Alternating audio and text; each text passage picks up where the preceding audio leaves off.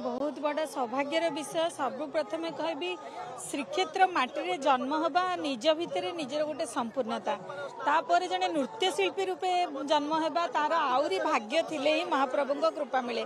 जमती बहुत पुराणा काल रही आसी महाप्रभु जितेबाला जितेबाला बाहर को आसती बाहरी नृत्य सेवा महाप्रभु माहारी माने जोगाई देउथिले किंतु एबे से सेवारू आमे वंचित होइछे। छत्तीसा निजगुरु गोटे सेवा नारी सेवा आ नाही किंतु आमे माने आम नृत्य माध्यम से सेवा को बजाय रखा चेष्टित।